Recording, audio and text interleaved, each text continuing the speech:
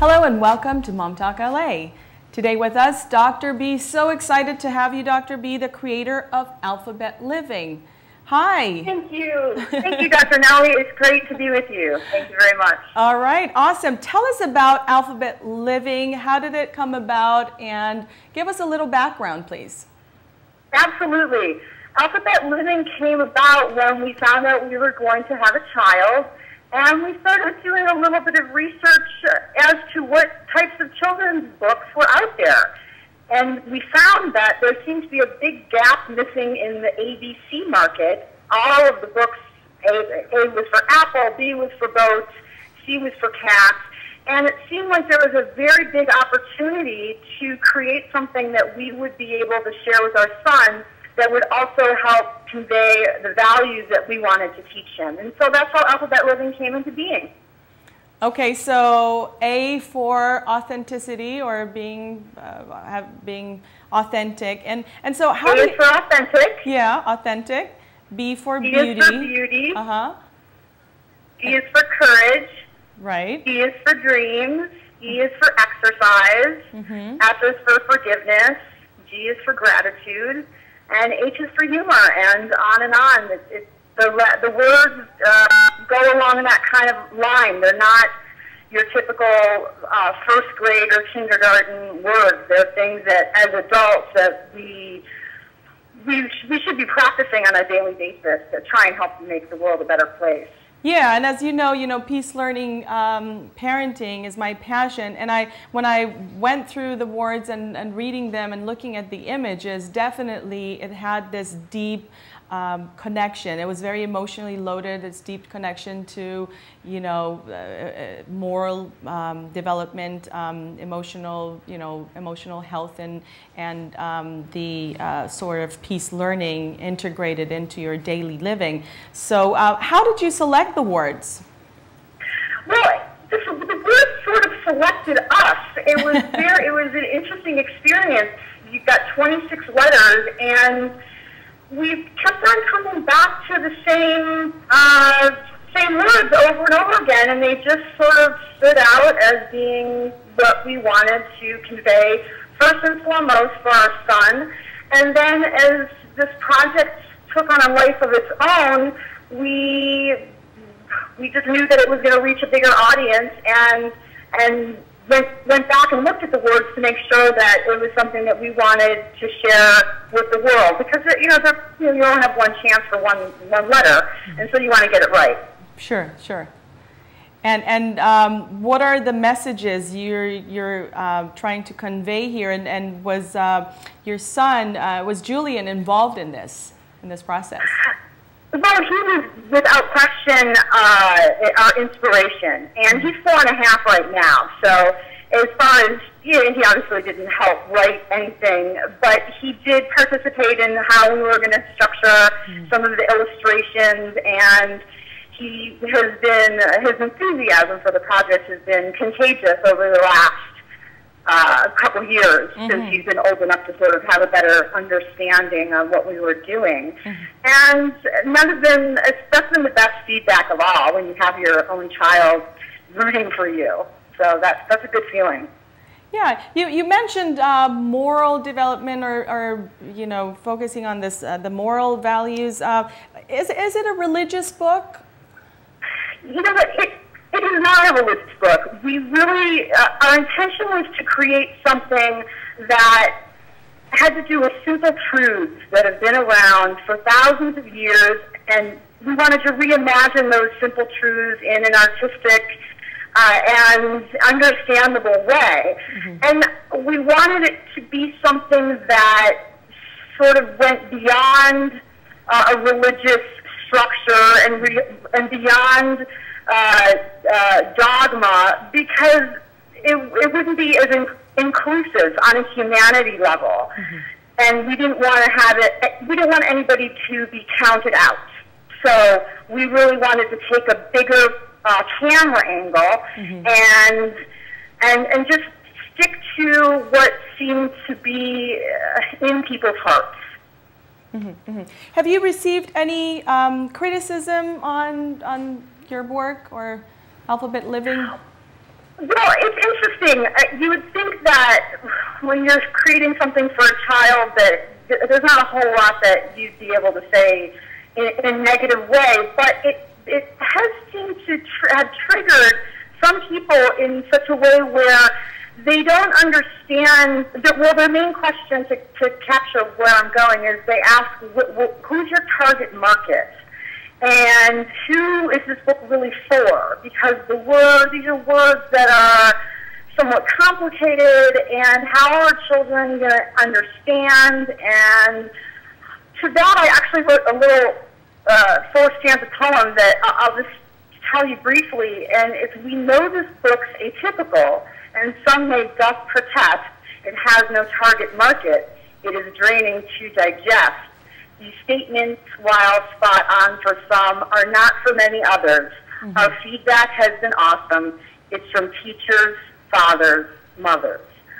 So it's been a very minimal amount of criticism, and I don't even know if you can call it criticism, but it's a question that addresses something that we don't, our target market is everybody. Mm-hmm, mm-hmm. We don't have a specific target market. We didn't go into this thinking about a target market. Yeah. We just wanted to create something for our son, and then decided that it was so important.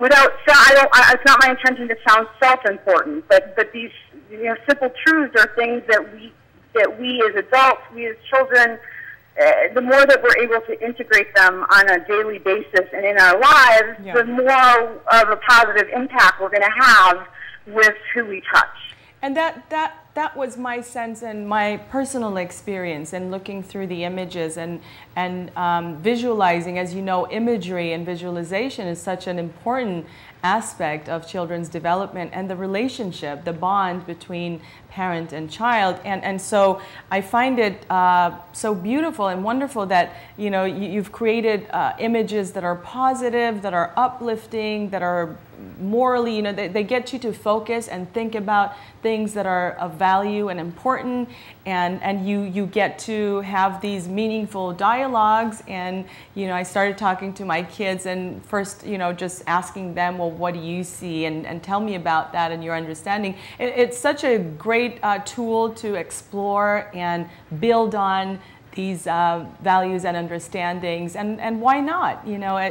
I think it's a great piece of work. It's very creative, as you mentioned. There's definitely a gap, and it's quite unique. And I can't wait to talk to your husband, Hobo Dan, about his experience from a father's perspective. So we'll do that next week. Yeah. So tell me about these characters, Abby. Zeki, yeah. Zeke. And A2Z. Okay. Tell us about the characters and who are they? Yeah, absolutely. Well, when we started, we had hired an artist to do some rough initial concept work because we were clear that these are pretty weighty concepts, and in order to make the book really work, we had to crystallize what we wanted to convey in a way that was attractive to children and that captured the essence of the poem. Mm-hmm. So once we had that initial concept work, I then took that and taught myself Adobe Photoshop, and I am not an artist by trade. I'm a clinical psychologist and a professional editor. So I needed to, this was a lesson for me in patience and forgiving myself and my own flaws for not having something perfect.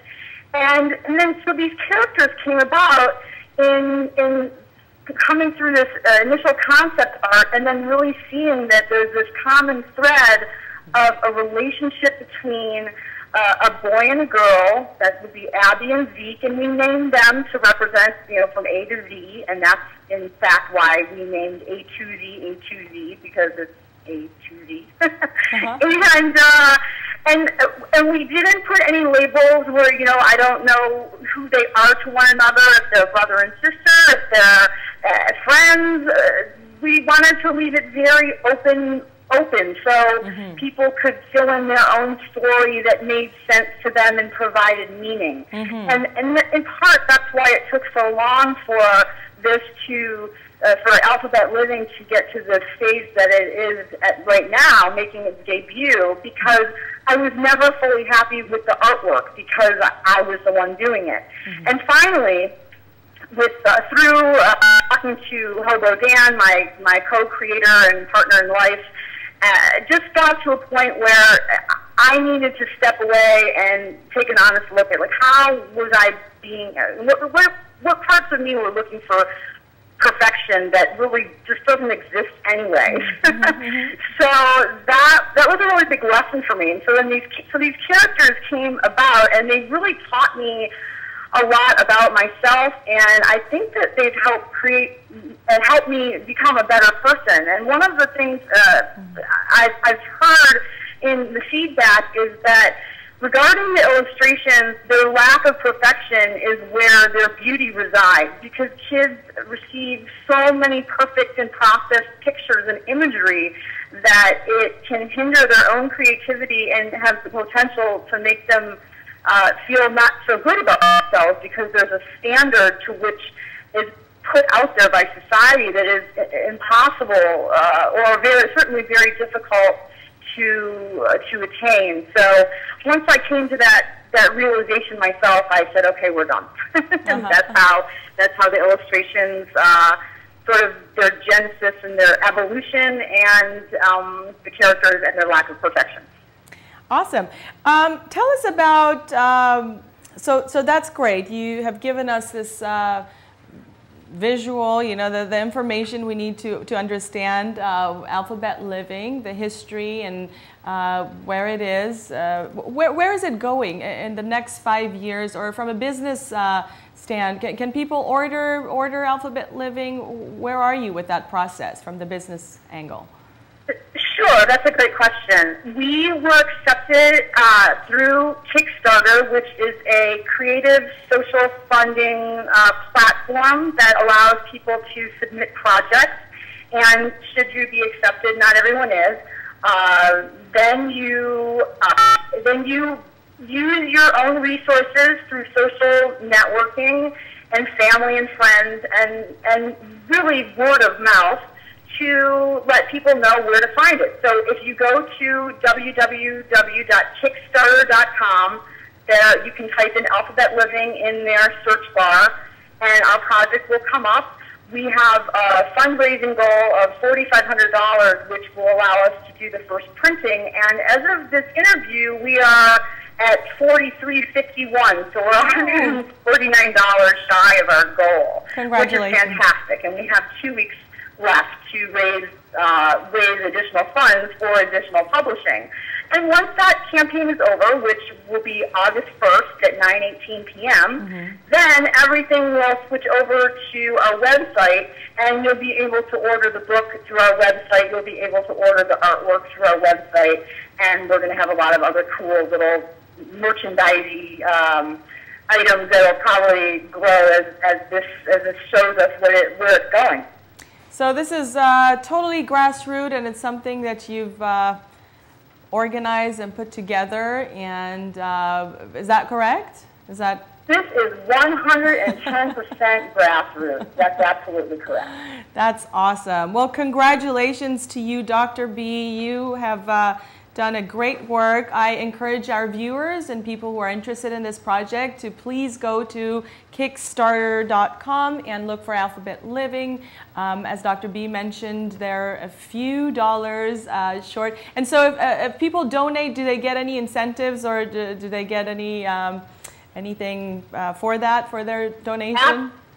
Absolutely. The wonderful thing about Kickstarter, and the unique thing, is that they provide a platform where you actually get more bang for your buck, so to speak. For example, the book will retail for $18, and so for an $18 pledge, this is not charity. This is you're becoming a backer. You are pledging to a certain reward level, and so for the $18 reward level, you get a hardcover Alphabet Living book, first edition, signed by both me and Hobo Dan, and then we're doing little the silicone bracelets that you see around. Ours are going to be purple, and it'll say gratitude, and that's for thank you, an extra little something to thank our supporters for backing us. And then the second level is $36, so you get 2 books, a bracelet, and we're doing a frisbee, an alphabet living frisbee. And so as you go down the list, the rewards get bigger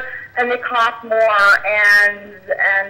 but you also get more for what you're getting. And the culmination of the reward level is an $1,800 portfolio of the entire book that we're doing, a fine art portfolio, limited edition of 99, all signed and numbered by both Dr. B and me.